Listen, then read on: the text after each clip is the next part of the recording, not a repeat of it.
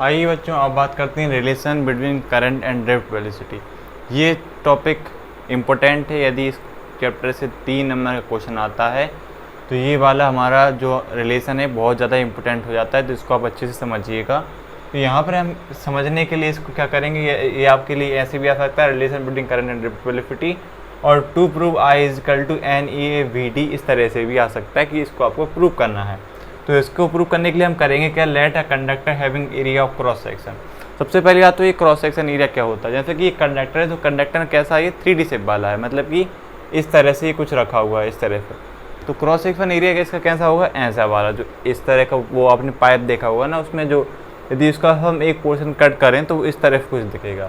तो इसका जो एरिया होगा वो क्रॉस सेक्शन कुछ इस तरह का एरिया होगा, जो हमारे इस एरिया को बोलते हैं cross section area. And length L, जो हमारा कंडक्टर है उसकी लेंथ कितनी हमारी एल है, जो हमारी कंडक्टर की वो लेंथ है वो कितनी है, एल है। एंड अप्लाइंग पोटेंशियल, हमने इसमें क्या कर दिया, हमारा पोटेंशियल अप्लाई कर दिया, तो अब इसमें करंट का फ्लो चालू हो गया। तो ये हमारी ऊपर वाली लाइन ये कहती है। अब बात आती है हम इसको करेंगे कैसे। तो आप एक फार्मूला जानते हैं, I is equal to Q upon T. आपने यदि इलेक्ट्रिक करंट पढ़ा है तो आपको पता होगा I is equal to Q, मतलब कितने टाइम में कितना चार्ज फ्लो हो रहा है, वो हमारा ये फार्मूला होता है। यदि आपने पहली वीडियो देखी हमारी तो आपको ये फार्मूला पता होगा, और नहीं देखी तो पिछली वीडियोस देख के आइएगा, तब आपको रिलेशन अच्छे समझ में आएगा। तो इसके लिए हम क्या करेंगे, ये वाला फार्मूला हम लिखा। अब यहाँ पर एक नई चीज़ इंट्रोड्यूस हो जाएगा, हमारी इलेक्ट्रॉन डेंसिटी। वो क्या होती है, let n be the number of electron.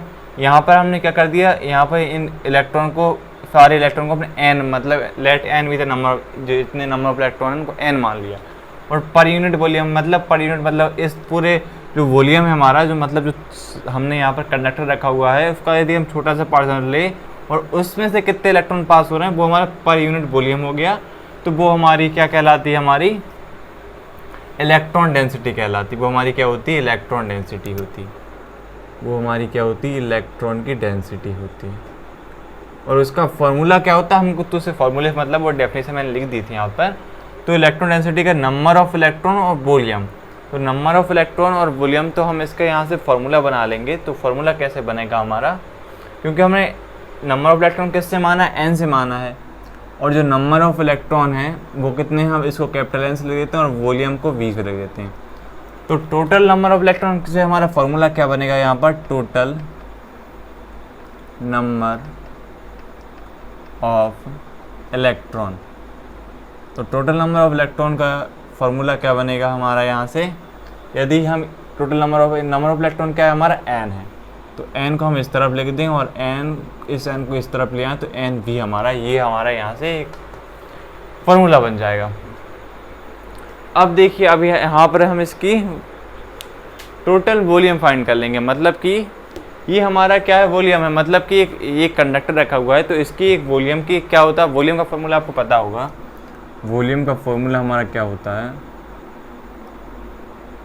Length breadth into height. मतलब कि इसमें लेंथ भी होनी चाहिए, ब्रेथ भी होनी चाहिए और हाइट भी। मतलब कि यदि ये देखिए, ये है, ये लेंथ हो गई, और ये इससे कुछ चौड़ाई ब्रेथ है, और इसकी ये इस तरह से इसको रखें तो इसकी कुछ हाइट भी है। तो ये जिस चीज़ में लेंथ ब्रेथ हाइट में वॉल्यूम में 3 चीज़ें होती हैं। और जो हमारा एरिया होता है उसमें क्या होती, एरिया में क्या होती हैं, 2 चीज़ें हो सकती हैं, लेंथ ब्रेथ और हाइट भी हो सकती है। तो इस तरह से लेंथ ब्रेथ का एल इंटू बी होता है, लेकिन उसमें हम यदि उसको चाहें तो हाइट भी ले सकते हैं। तो हम यदि इस फॉर्मूले से लिखना चाहें तो हम क्या ले सकते हैं, एल बी को लिए, देखिए वॉल्यूम में 3 चीज़ें होती हैं, और एरिया में 2 चीज़ें होती हैं, लेंथ ब्रेथ होती हैं, और वॉल्यूम में हाइट ये सब चीज़ें आती हैं। तो यदि मैं इसको लिखना चाहूँ तो इस तरह भी लिख सकता हूँ, ए एल, मतलब कि एरिया के लिए हमने 2 वैल्यू लिख दी, लेंथ ब्रेथ या लेंथ हाइट और ब्रेथ मान ली, और एल क्या, लेंथ हमने, क्योंकि वॉल्यूम में 3 चीज़ें होती हैं उसमें, तो इस तरह से इसको लिख लिया। तो यहाँ पर यदि मैं लिखूँ टोटल वॉल्यूम कितना आ गया हमारा, टोटल वॉल्यूम कितना आ गया हमारा, ए एल आ गया, ए एल आ गया। तो ए एल यहाँ पर, वी क्या है हमारा, वॉल्यूम ही है। यहाँ पर इस वॉल्यूम की वैल्यू यहाँ पर पुट कर देंगे। तो इसको बगल वाले को मिटा देता हूँ, आपको समझ में आया होगा इस तरह मैंने किस तरह इसको लिख दिया। तो यदि मैं यहाँ पर इस v की वैल्यू पुट करूँ तो हमारा जो n आएगा वो कितना आ जाएगा, n, और ये a l आ जाएगा। तो ये हमारा एक फार्मूला बन गए। अब हम यहाँ से क्या करेंगे, यदि आपने फर्स्ट चैप्टर पढ़ा है तो आपको पता होगा Q is equal to N E होता है।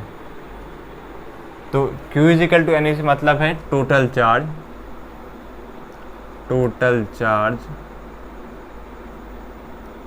मतलब कि Q और नंबर ऑफ इलेक्ट्रॉन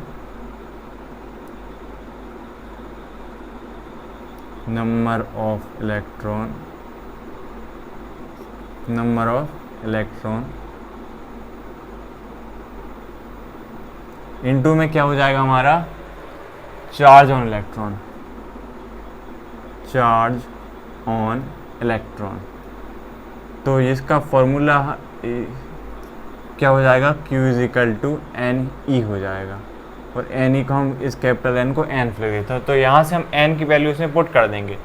तो यहाँ से जो हमारा Q आ जाएगा वो क्या आ जाएगा, एन ए एल ई। ये यहाँ से हमारा फॉर्मूला आ गया। अब इसमें हम क्या करेंगे, कुछ और फॉर्मूले से इसमें अप्लाई होंगे। तो इतना आपने नोट कर लिया होगा, नोट कर लीजिएगा इतना। अब इसको हम आगे करते हैं।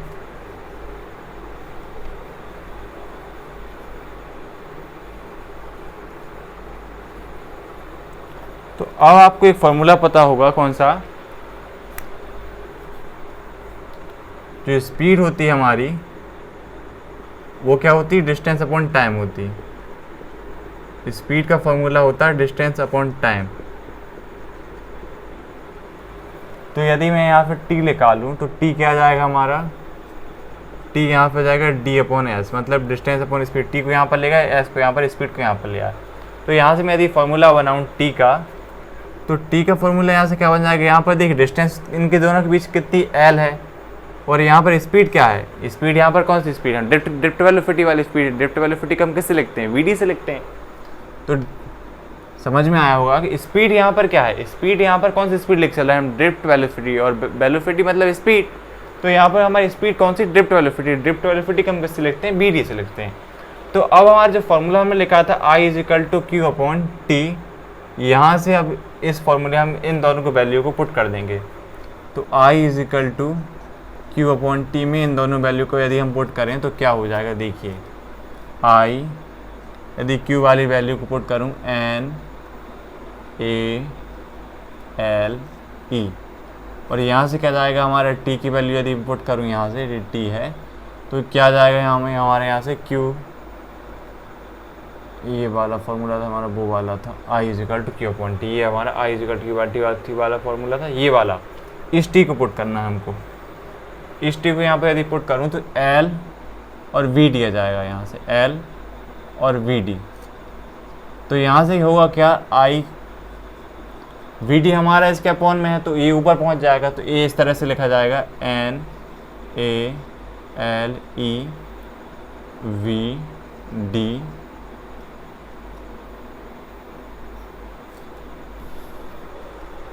नीचे क्या बचेगा L, और L से L क्या हो जाएगा, कट जाएगा। तो हमारा लास्ट में फॉर्मूला क्या बनेगा, N E A V T, ये हमारा फॉर्मूला बन जाएगा। और हमें लाना क्या था, I N E A V D। तो समझ में आया होगा आपको, क्या स्पीड वाला फॉर्मूला लगा, डिस्टेंस अपॉन टाइम। अब हमने T निकाल ली, तो डिस्टेंस कितनी थी, इसके बीच की L थी, और L तो यहाँ पर स्पीड क्या थी हमारी, ड्रिफ्ट वेलोसिटी, तो V D लिख दिया। और I is equal to Q T वाला जो फॉर्मूला था, यहाँ पे हमने Q की वैल्यू यहाँ पर पुट कर दी और I की वैल्यू पुट कर दी। तो यहाँ से हमारा V D ऊपर पहुँच गया और L से L कैंसिल हो गया, और ये हमने हमारा रिलेशन कर दिया हमारे करंट के और ड्रिफ्ट वेलोसिटी के बीच का रिलेशन हमने जो था उसे बना दिया। तो आपको ये समझ में आया होगा ये वाला टॉपिक। अब देखते हैं हमारा नेक्स्ट टॉपिक।